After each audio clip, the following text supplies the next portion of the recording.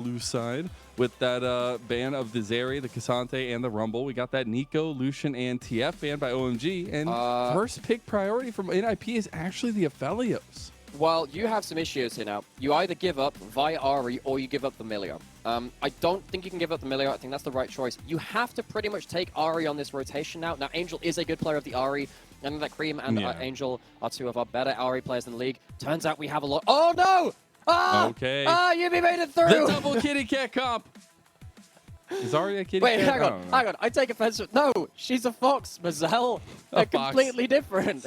Ears, tails, you know, animals. I know what animals do. That encompasses like dozens of different animals. Anyway, we have a lot of different picks making it through for this third game. The learnings from that first game meant that the TF was taken off the table from OMG. They gave up the Milio. Everything's been given up in response, though. We're not going to get ourselves something like the Zeri Yuumi. But now with the Tristana locked in, Creme did play this a lot in mid lane. It's pretty good into the Ahri as well. You get early shove, which is not something that Ahri typically has to deal with. And it can combo up well with the Vi in terms of, again, jumping forward, having high target access. So that could be in mid lane. I don't know whether Milio Tristana is a good bot lane. I haven't experienced that myself. Because Aphelios Yuumi is not necessarily the most pressuring bot lane, I think you could survive in that 2v2. So technically still flex. And effectively, I think OMG are using that flex. I think that Annie is just going towards that mid lane. Think about the range. You already get advanced range as you level up with Tristana as you go through the game, right? But also with the Milio, that range advantage is going to be insane. And the single target selection that they're going to have right now with the Annie now locked in is so troublesome for NIP. Now, they do have a lot of really good peel tools right now. They get the Viego for Shadow, something aggressive to combat Aki's Vi. But it is this Gragas that means the most in this game, I feel like. Those casks are going to have to be on point. So Shanji's Gragas counter has been Aatrox this split. You do have an enchanter to make that work. However, if you're going into a tank on that top side, picked up the hovering there, would have also worked tank versus tank.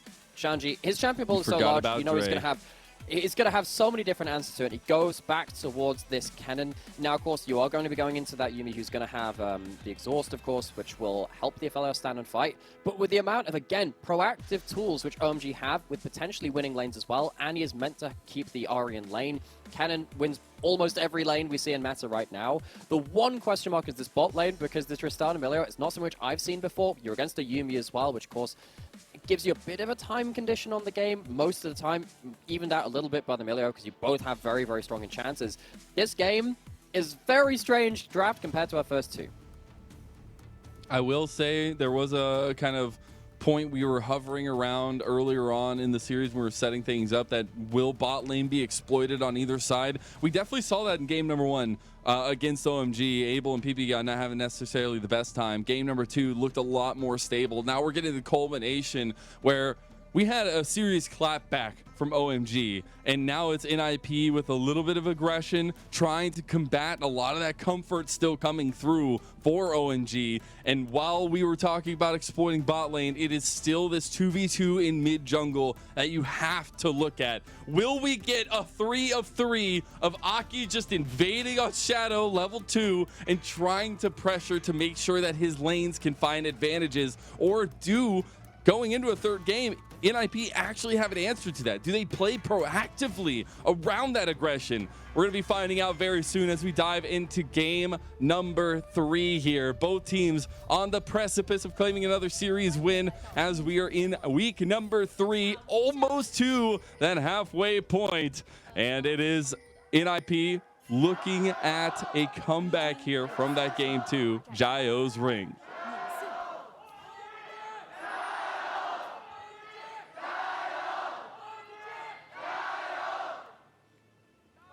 Battle cries around the arena. NIP playing, of course, in the home arena, I believe you were saying earlier as well.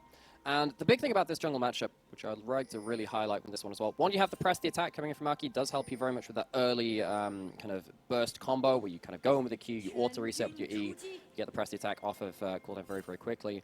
However, on the whole, Viego does play very, very well at the level 2 mark. Sometimes these junglers like Vi, they have to have all 3 of their abilities available, particularly with Vi. You typically have your W leveled up level 1, but that means you don't have your Burstia abilities in your Q and your E available. And as you can see, NIP, they don't want to have the same jungle shenanigans. They're going to have themselves another Raptor invade. They did this in game 2 with the Maokai. Doing it again with the Viego here. It is spotted out, though. We haven't seen the Tristana in 116 days when it was played by Abel in the TT versus OMG matchup in spring, it seems. So, been a little while, but the Melio definitely looking to unlock this composition. We see Aki going for a counter invade here to try to set up this vertical jungling that Shadow has initiated. Okay, so Aki, once again, getting into the enemy side of the jungle. Aki doing that very consistently. Shadow does give himself 2 camps on that top side. He's going to go crossover mid. Creme will see this. Needs to be a little bit careful, but backs off just as Angel hits level 2. Yeah, Shadow should know that they have a little bit of vision on here. Creme not going to be baited in just yet. Got a nice little hover up from Ppgod as well, just in case. But the red buff has been secured by Aki. Make his way out back over to his blue buff.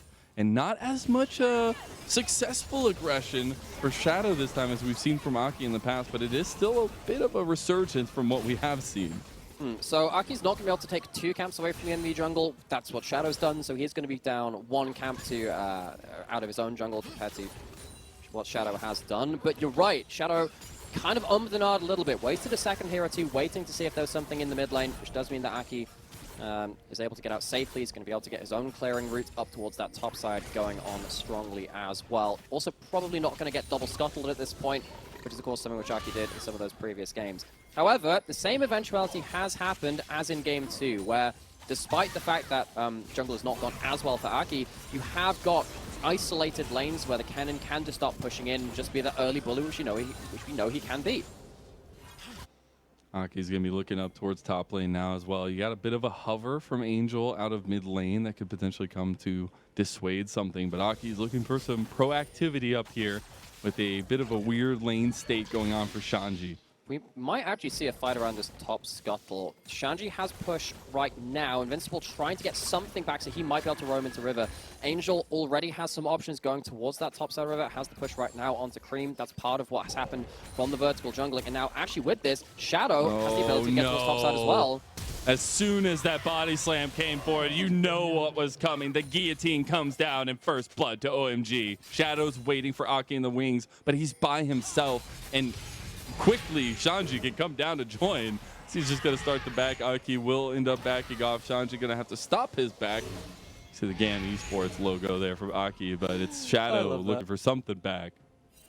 I love that as well. Of course, history of Vietnamese junglers being incredibly aggressive. SOFM and the LPL, of course, and then Levi, one of the better players to do that ever out of the VCS. Aki, he's been channeling a lot of that in the early game, in fairness.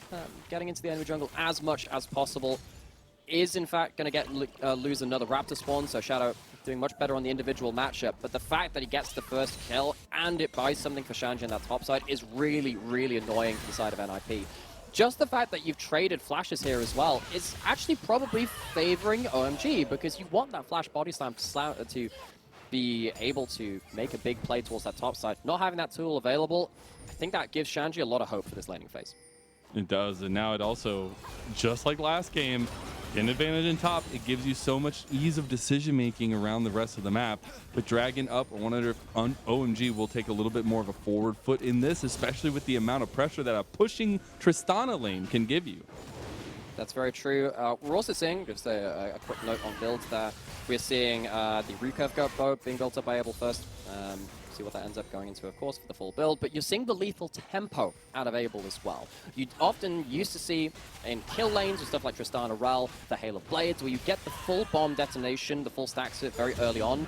It's hard to do that very early into the game without Hail of Blades. You need a certain amount of attack speed to get that off. But the fact that you're going for the extra range, continued DPS, keeping rolling through the rapid fire, and your bombs where you can see them fit, Abel is going to be putting out a lot of continued DPS in these fights. And you can't forget, Tristana is no slouch in terms of scaling. She will blow you up in late game, and especially with the way that Melio works into the game and just becomes stronger and stronger while enabling the ADC. This duo can be so deadly. We look at Creme trying to be deadly, but so cute, so maybe not as deadly as you'd want in the That's what we call picking up your paycheck. You just go, you see your first strikes off cooldown, you go, I've got a Tibbers. Get something out of that. Also means that Angel is going to be... Gonna be lower health for this point in time. Does have himself the teleport, so it's not exactly gonna stop Angel making that first play of the game when he sees the angle. You know, Tibbers is not. People aren't grateful enough of Tibbers. You know, taking tower shots, making gold. When does Tibbers get some love? Let him be free once more. Let him return to the woods. Something to do with that. But Creme, just making sure that Angel doesn't have roam out onto the map. OMG, they have themselves pretty much 3 pushing lanes at this point. Doesn't have ult to disengage from Shadow if he finds an angle. Oh, look at that little laugh from Annie as soon as the Shadow missed it. It's so on brand. It's so on brand, man. We'll see a push in from Creme, though. Should be able to get a turret plate here, but that's a TP that's going to be utilized back from Angel. But this is why the Tibbers was put down, right? Just to make sure that Angel's just under tower, keep yourself that pushing lane. Photic gonna walk up, has himself Severum Crescendo. You don't want to fight that if you can help. It's gonna be disengaged by the Milio Cube. They're gonna stop the back of Shadow mid lane. It's just right now, not a lot of blood, not a lot of fighting. It's just a lot of fighting on stopping backs. We see that on bot lane, we see that on mid lane. It's the theme of the game so far. But it won't be as super bloody as maybe we had expected coming into this series as a whole. We actually seen a very reserved gameplay coming out. There was one game where we had not our first kill till 19 minutes into the game. So it is just about kind of playing chicken to some extent, especially with these game 3 comps. Especially with that in mind, gotta keep that one in mind. So Enchant has changed the nature of the game as well. We saw obviously like the Braum and the Nautilus in the last game, very different from the Yuumi and the Milio. One of the big things we have to pay attention to is the fact that the Milio ultimate can be that big cleanse. It removes some of the value from the Ahri, because a lot of time you are playing for that pit composition with your charm, with something like an Everfrost. I'm a little bit worried for Angel in that regard, because if you go towards something like the Everfrost build as opposed to something a bit higher damage, if all you're offering is CC and the Milio gets to buff you out of that, and there's a cleanse on the table as well, I'm worried that for Angel's impact on this game, despite him being a very proficient Ahri player, very good at snowballing across the game, it's not the easiest game to get onto the targets you want to when that Milio's behind them.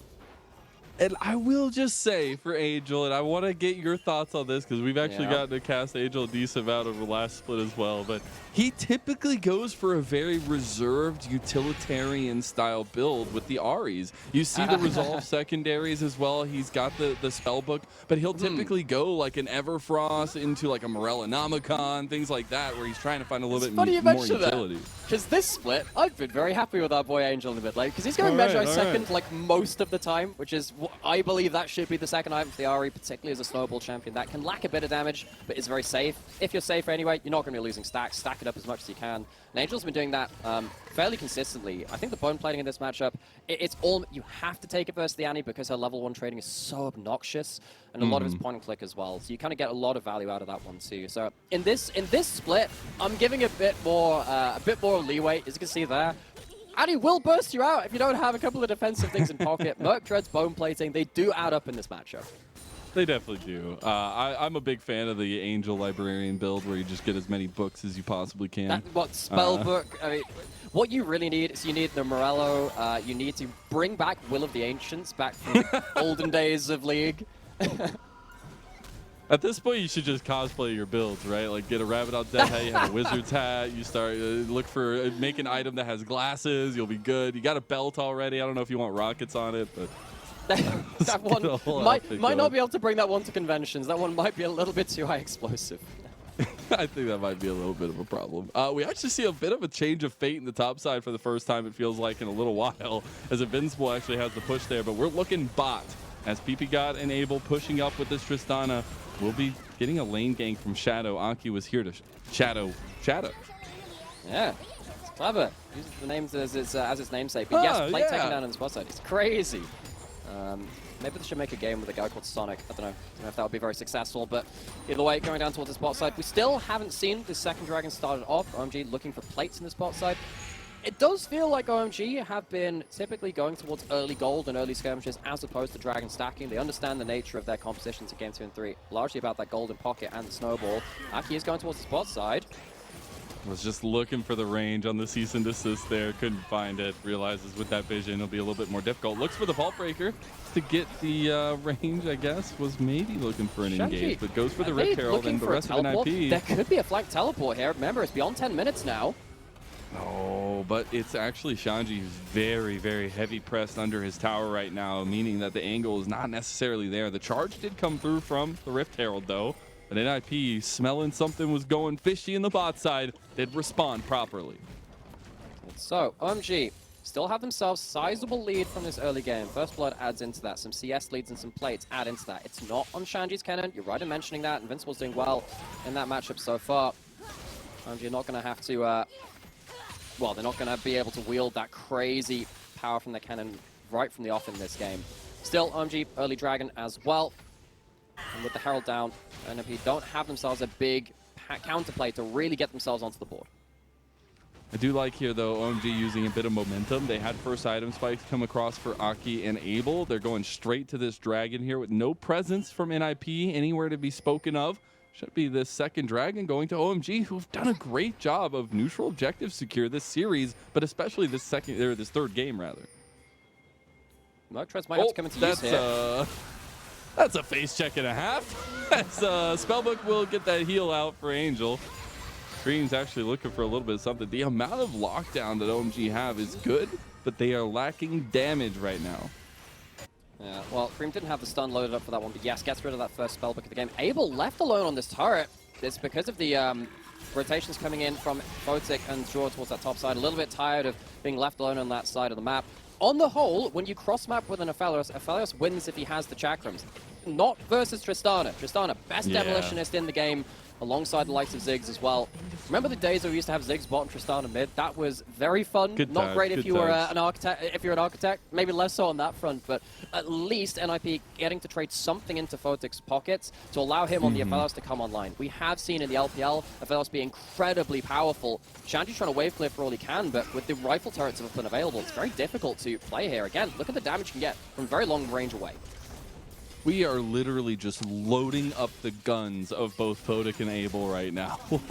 As so many turret plates early on going to both these ADCs, but OMG showing a lot of creativity in the style of drafts that they've been able to find, but now as well as the execution, right? They are obviously really willing to play around Abel, just getting as much gold in his pockets as he can before a big fight comes to bear. Plate's just about to fall. Photic and Zhuo would love to get themselves that full turret, but I don't think they're going to be able to push in that wave in time. No, indeed, they're not. So, first tower, 5 plates over to Abel's Tristana. Got himself the Kraken Slayer, building up towards their Mythic after that point. Teleport coming in.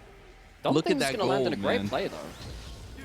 Holy cow, they're going to get Abel's jump in as well. Oh, little final chapter action coming out there. The book has been used.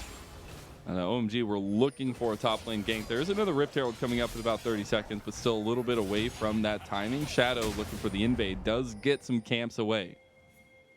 So, second Herald coming up in 20 seconds. I think OMG would love to get themselves that and open up the map a little bit more. Shanji has been just continually on weak side, trying to blow open Shadow's HP bar, maybe thinking there was a bot lane play coming in, trying to make a play on the weak side to take away some HP from NIP to work with.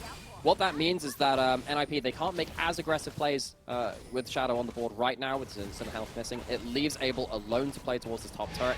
Again, Demolition is working out really well. But Shanji doesn't get to this wave on the bot side, which is a little annoying for this cannon again.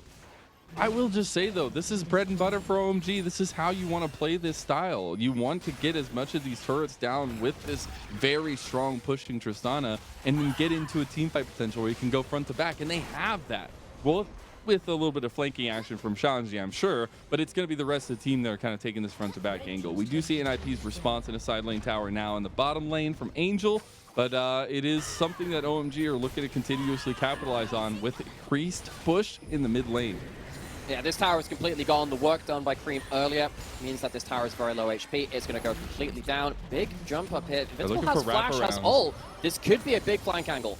This is like a triple flank coming through from NIP. Into 4 members here. Cast comes through and the resets start coming through. NIP find the big pick apart fight, and Aki will go down here unless the Vault Breaker's enough to get him out. The slow head come through at the last second. Charm connects and Invincible connects that kill. That's huge stuff for NIP.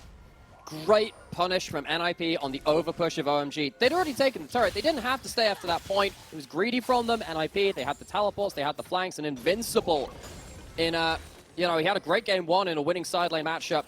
in this game 3, gets himself a winning lane again in the early lane. He's done himself well at that point, and he gets himself the first big team fight impact of the game, while Shanji just didn't commit to that fight. You don't have to stay this far. They just overstay a handful of seconds too much, and that's it. That's enough. They group up. Huge body slam coming in from Invincible. Now we have the sideline play. He doesn't have that flash anymore.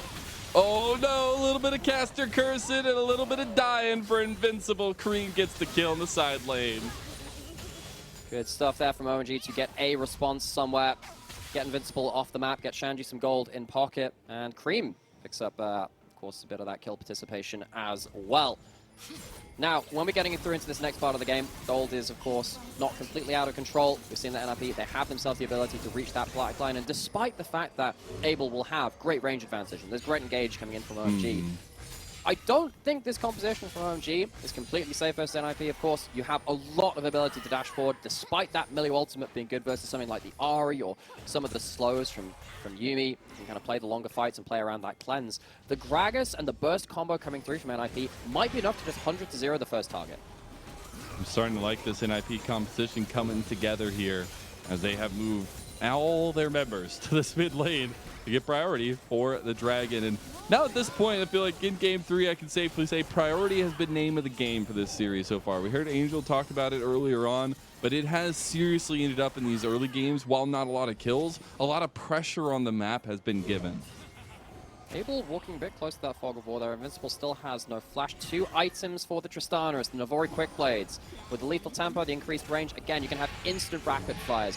Crazy amounts of bombs coming out across these fights as well. The consistent DPS from NIP, if Abel gets to free fire, is very, very high. Look at Shanji Shanji. had the similar situation in Game 1. NIP, they're looking for a bursty fight. Take down a target first. They might have seen Shanji here. He still comes in lethal as ever. Nice body slam from Invincible's final chapter across the majority of the team. As the reset position-wise comes through for NIP, they come away losing their ADC, which means they cannot contest this Dragon. Soul point to OMG. That is a really awkward moment for NIP, but the fact that it could have gone so much worse is terrifying for them. Shanji uses the flash, but is luckily blocked out by Invincible. Died on that side lane, but the teamfight impact from Invincible has been felt so far. NIP, this was the point in the game where they were starting to win in Game 1 really heavily. This was where their first blood came around. This is where they started to pull ahead in the game. It is not the same in Game 3. Soul point very early on from OMG. And I'm just saying right now, you got a 5-minute timer from this moment that we're rewatching is Shanji. Even with the control ward, it doesn't matter because you're still going to get the pressure off on that side. And while the block comes through from Invincible, it's just great target selection from OMG. It is, and the fact that NIP are looking for a bursty fight where they get rid of the Tristana really early and they couldn't manage that, that's going to be very important to track later into that game. They couldn't achieve it now. You see what happens when the Tristana has the threat of jumping forward. That could have been so much worse. It definitely could have. This Tristana starting to get online here. Second item completed, working on a third. Photic should be completing his second very soon, but obviously still a little bit behind Abel, who again on a comfort champion, on a comfort team now potentially for OMG. It is looking good for their team fight potential and the way that they've been able to mechanically execute. But it's NIP that are trying to put themselves on the front foot. We've had good plays from Invincible. I'm still looking at Angel's adaptation here. It's not the easiest game for Angel to impact, as we were saying. He's gone for the Everfrost into the Merctros to buy himself some defense. Against the Annie, you kind of have to. Annie actually does have legitimate 100-0 threat on you. We'll see if it's going to be twinned into here. Has no flash, has his ult. Has the exhaust, will pop it down on Creme, but it doesn't matter because both of them deliver the damage. 1-2, and Angel is down a side lane tower to boot. That was with a spellbook exhaust. Still had himself the Merctros, and that's why you have to buy it in that matchup. In the 1v1, it's dangerous enough. Now Abel jumps out of the way of the stun from Shadow. OMG starting to pull ahead across the map. Little bit. Does it count if he gets away with it? I guess it doesn't in all actuality. The history is written by the winners. We'll see if OMG can ride this early momentum to a win here. They, again, have about a 4,000 gold lead, but NIP have been scrappy in this series so far. And speaking of scrappy, they want to scrap over the Baron. It's Act 2 in the LPL. Baron has spawned. Will it be a comedy, a tragedy, or a mixture of both? Here we go, OMG on the approach. Invincible has flash. Invincible looks for it. He's got the cast, but they don't have the angle. You got to look at the flank, though. Shanji's coming. A Grim Reaper has shown up on your back doorstep, but he can't get the angle for the slicing Maelstrom. The final chapter has come out, and a lot of tools utilized by NIP. They may be bloody, but they at least pulled the hand of OMG. And not quite as dramatic as the play we had envisaged. Act 2 still ongoing for now. Lots of stuff used. You're absolutely right on that. You've used every ultimate on the table for NIP. You have used a teleport. You have used all your defensive summoners from Photic. At least Zhuo has summoned his back pocket. So next time they attempt, I don't know if they can attempt this again until those are back up. So very nearly able to catch off a key target is Invincible, but they're not stacked this time. The last big team fight we saw Invincible win for his team was when he could catch a 3-man body slam immediately into follow-up. That's just not the case. You don't have Angel in the right position to follow up. You don't have the carries completely blitzed out of the fight immediately.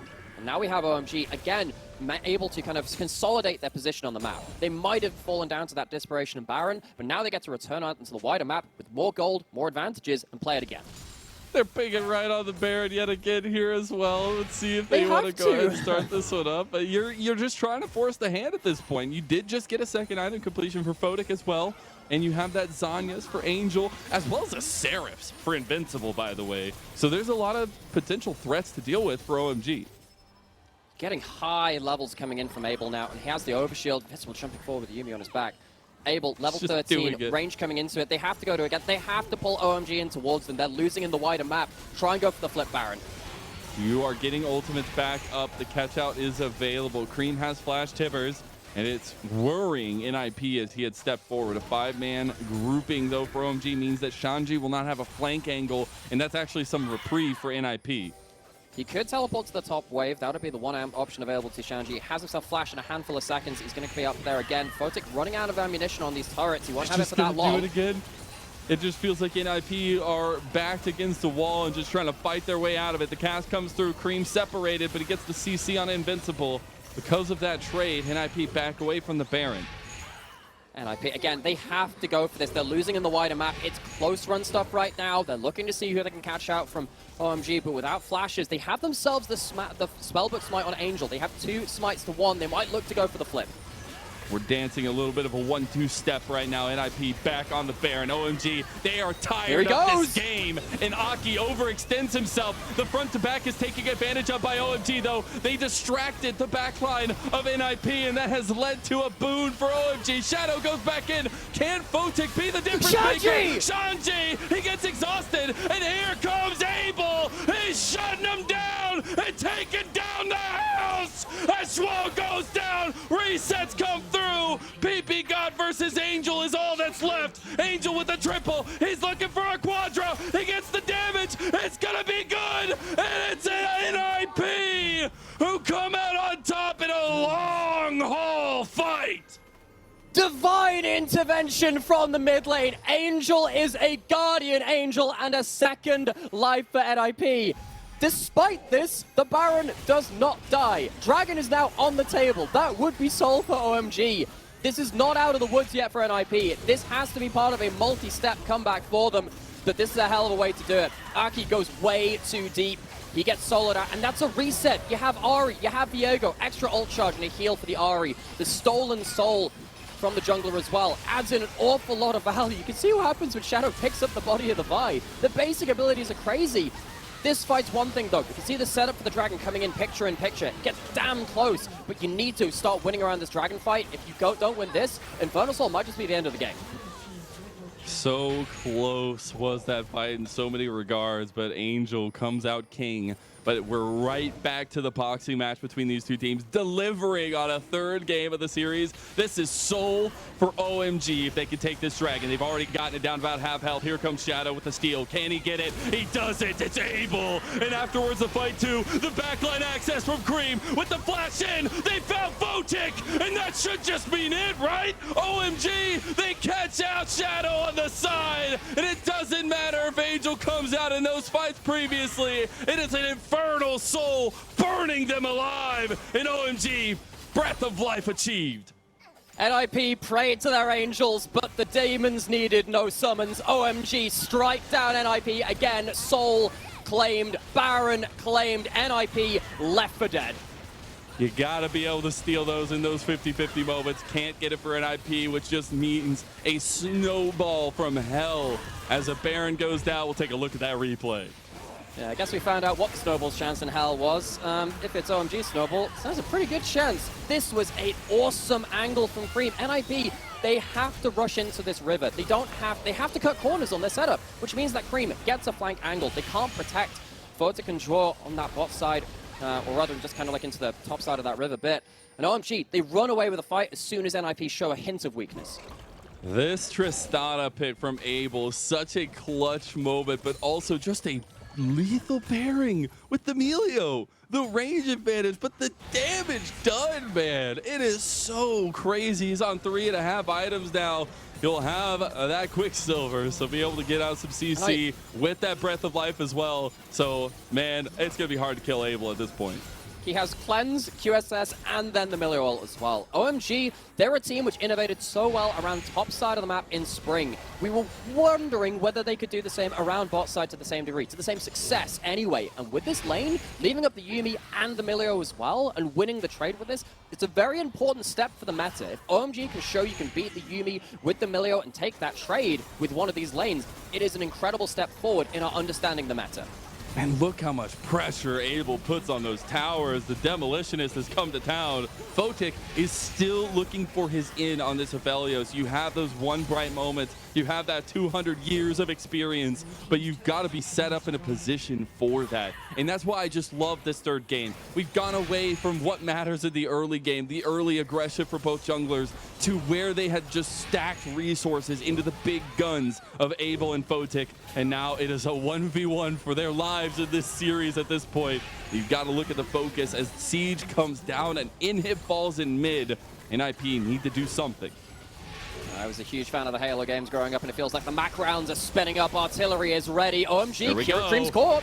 They got the Heartbreaker down. They got one body. They're looking for more resets here. And they need to watch Abel, though. He's the big focus. Going back into the pit. Heartbreaker not going to hit from Shadow. Abel's still alive. Moonlight Vigil comes through. You're starting to get resets on both sides. Rocket Jump comes out from Abel. Abel's looking for another one. He got shut down by Angel last time. He won't be shut down this time. And Shanji, he's going to find that slicing Maelstrom, but can't get the damage to stick. Photic, that's a lot of buster shot. Tick, tick, gone. A quadra kill for Abel. Can he get the penta here? Does he even want it? It's all eyes on Abel for OMG. We said he could have been the weak link. Well, there ain't no weak link in this bot lane today. Abel becomes Kane, the original murderer. Quadra kill for him. And this Tristana, Melio, this experiment, the Gambit leaving up the Yuumi, taking the Melio. It works out, and you'll see them to 3-2, taking down the Ninjas in Pyjamas. 2-1 and a huge reverse sweep from OMG. Just seemingly like they found the composition in game 2 that worked for them. They found the aggression that worked for them. And here, even though there was a lot of promising fights from NIP, OMG just with the decisive plays and with the Tristana pick that took the game by storm. In some of the pre-game interviews we had before we came into a couple of games in this series, one of the things that was said was that there's going to be a lot of bot lane fighting. That actually wasn't the identity of this series. It felt like it was largely around the jungle pressure early.